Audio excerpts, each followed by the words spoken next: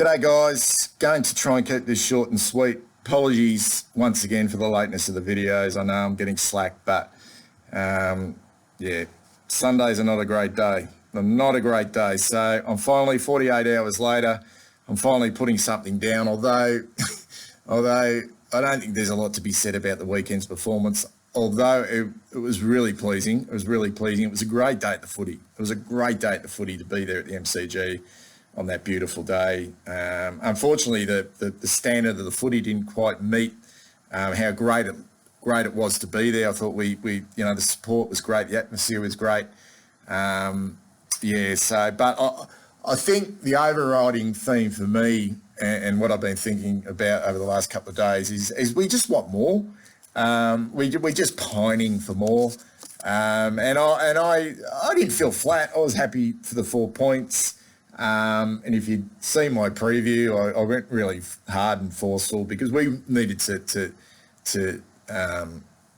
end this hoodoo. And I would have loved to have then ended this hoodoo when Hawthorn were really strong. But that wasn't the case. But it was nice. But you couldn't help but feel a little bit like they just weren't great, Hawthorn. They really weren't. And we weren't particularly great either. And I just think it would have been probably more exciting to win by a kick after the siren. A 10-goal win, 15-goal win probably is not going to tell us a lot. 23 points doesn't tell us a lot. We're always going to be on a hiding to nothing. They are 7-8 for a reason.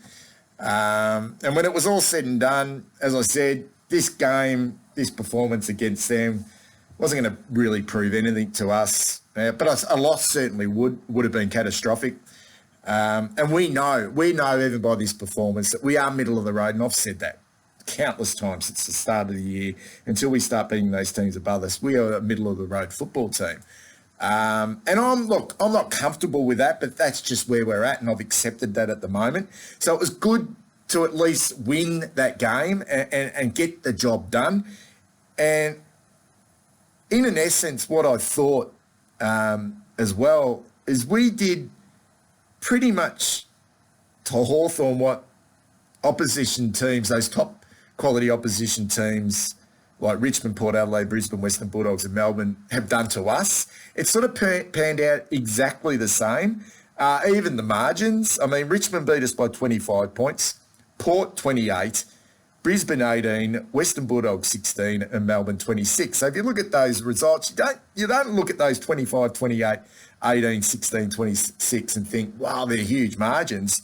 But in all those games, we looked a bit off, like we looked like a fair way off. And I thought in the end, Hawthorn looked a fair way off us.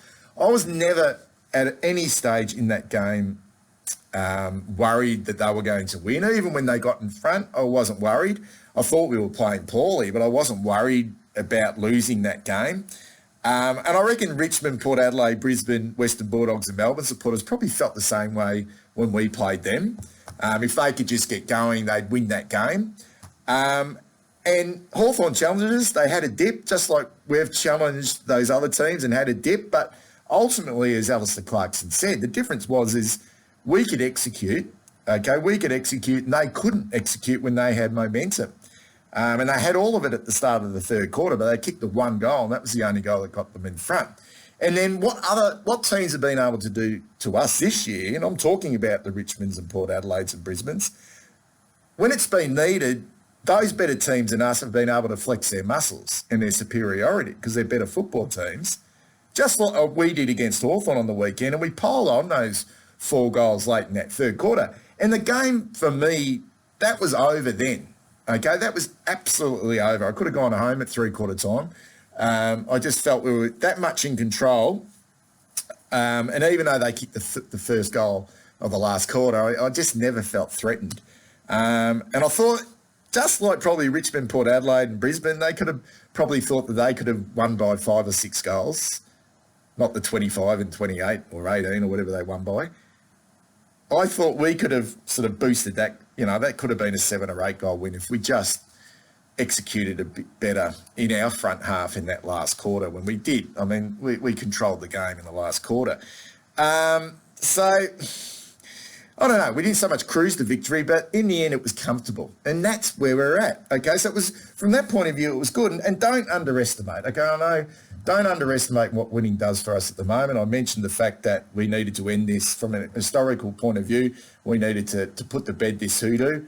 You know, the fact that now Patrick Cripps and Ed Kerno have actually won a game against Hawthorn. As fans, we tend to really focus on the negatives in our losses, particularly against those top quality opposition. It's negative, negative, negative, negative. I think internally, they don't focus on the negatives as much as we do. They certainly work on the areas they need to improve on. But they'd be also focusing on a lot more positives than what we do. And for them internally, and for our team internally, to get the 4 points and to see the positives and the things that they are doing well sort of translate into 4 points. I think that's important. And I think also the fact that we went in clear favourites. There's no doubt about that. And if I'm confident, and I'm negative, and if you remember me when we were 27 points up against the Western Bulldogs and I told you how negative I was, if I'm confident, then that means we did go in clear favourites and we should have won this game. Expectations were on us and we got the job done. And in the end, I think, as much as we didn't play great footy, we did it pretty comfortably in the end. So I think that is pleasing as well. But we know that type of performance is not going to cut the mustard. We know that. And the good thing is I think David Teague knows that as well. He knows that. Okay, he's fully aware that we need to do a lot better.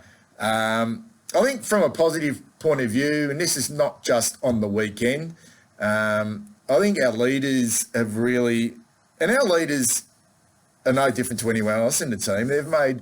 They've consistently made mistakes this year, okay, under pressure. But I think over the last month or so, I think we've seen a real steeliness. And maybe that's been there all along, but I think Doherty up on the wings has worked as much as it's left a little bit of a hole in our back half from a structural point of view because he was a bit of a general down there. I think that putting him up on the wing around the ball has really helped. It's really beefed up our midfield. I think he's been really good. He was arguably one of our best players on the weekend. I think Cripper has slightly tweaked his game. Double, once again, 10 tackles on the weekend. I think he had 10 against Melbourne. He's definitely not trying to do too much now. It seems to me first-hand option. I think he's working really hard off the ball as well. And I've mentioned this in the past as well, the way Trent Cotchin changed his game for the betterment of the team. He wasn't, I think back in 2016, he really made an effort to change because he was captain of the football team to be a little bit more sacrificial. I'm seeing that a little bit with Cripper at the moment as well. Do we want him to be one of the best players in the competition? No doubt, because that's going to help us win games of football. But at the same time, what do we want him to be? We want him to be, a strong leader, okay, and we want him to play, okay, within the team structure. And I think he is doing that at the moment. I think that the defensive 6 or 7 definitely got a spray from the coach at half time. They obviously worked on a lot during the week and they spoke a lot how poor our back 6 or 7 was against Melbourne the week before. And I even mentioned that in my preview and he's definitely given them a spray at half time. And they've copped a huge flack because they were poor in that second quarter. There's no doubt about that. I thought they lifted and I thought Sard and Williams in particular ended up being 2 of our best players. But they copped a lot. But I thought our front half was poor on the weekend. Maybe I've misread it, but I just thought 60 inside 50s to only win by 23 points. And for me, we look toothless. I know our smalls look busy at times. Like Eddie's really sharp at the moment. And Owies is coming along just slowly and nicely. I just thought our 2 talls actually our 3 talls. I think Harry had a really good game. I don't know. I know he had Hardigan on him, but just didn't think he worked really hard at the ball carrier. He wanted the ball in the air, and I know we whinge about synergy inside forward 50, but if you key forward wants the ball up high, so he can go one-on-one against his direct opponent, then he's got to clunk those marks. And he got clear hands on the ball about half a dozen times, Harry, and dropped them all. I don't think we're none the wiser with Jack Silvani.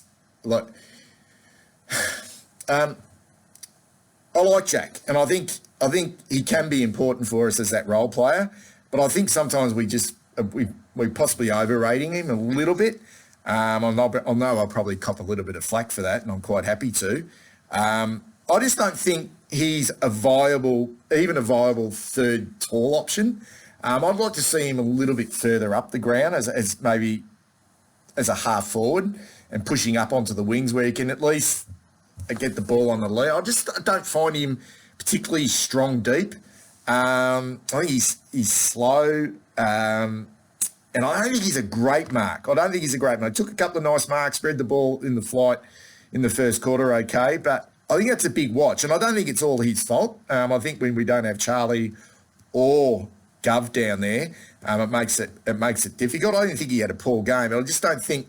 I think against opposition like that, I think he had one shot on goal for the whole game. Jack Silvani, I think he had one mark inside forward 50, and I just think they're the types of games. And I know he hasn't had continuity. He has not had continuity. They're the type of games that I'd like to see Jack really dine out. So he's still a watch for me.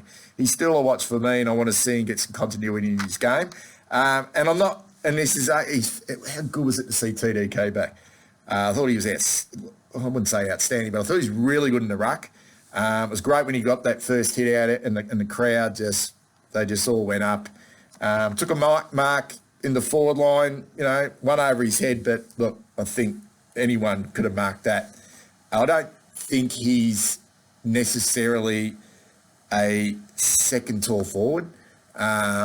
I don't know if he's got the forward craft at the moment, and we're going to have to persevere with him at the moment in that area. And I think he probably provides us with a lot better option than what Levi was at this stage. And the fact that he is young, we want to get games into his 10 games into his career. I think we just need to be patient. But is that front half what we want to see? Is a front half of DeConning, Jack Silvani, and Harry going to cut the mustard? I don't think that's going to be a great combination moving forward.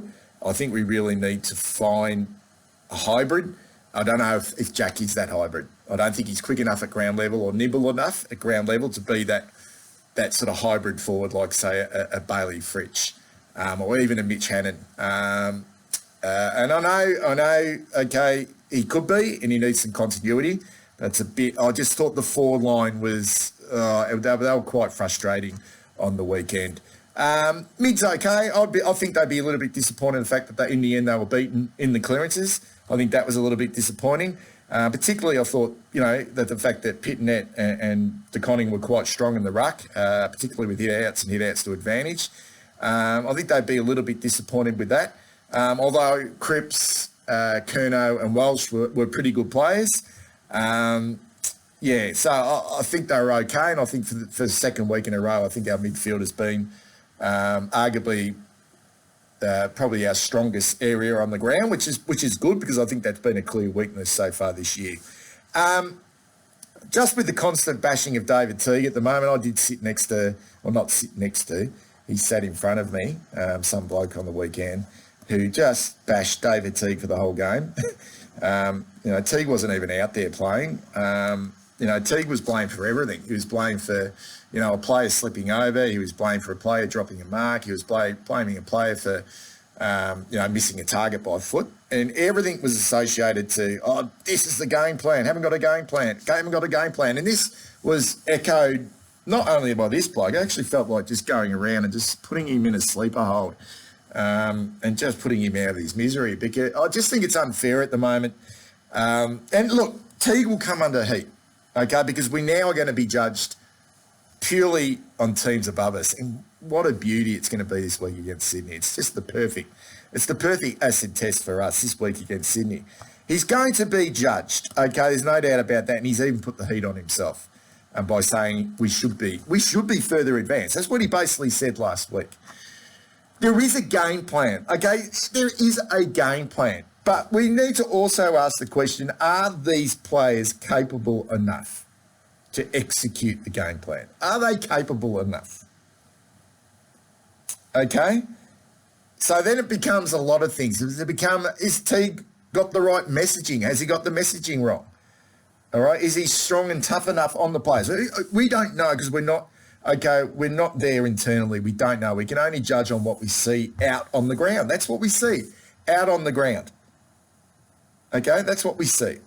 So if a bloke turns over the ball, like a Nick Newman just lazily kicks around his body and it goes out of bounds, okay, I don't see how that is David Teague's fault. I really don't. I don't know how we equate that to game plan. Okay, I really don't. So that's all I want to say about this game. All right. Good to get the 4 points. Not fooled at all by any stretch of the imagination. Not fooled at all. But great not to leave the football overly flat or overly excited either. Just, you know, I want a bit more. I'm hungry for more. And, you know, I was never going to get against Hawthorn. But you know what? I'll get it against Sydney this weekend. If we win that, okay, that just satisfies me. Okay, it's not going to completely satisfy me, but that just fills a little bit of the belly. All right, a win against Sydney this weekend at the SCG. Catch you later.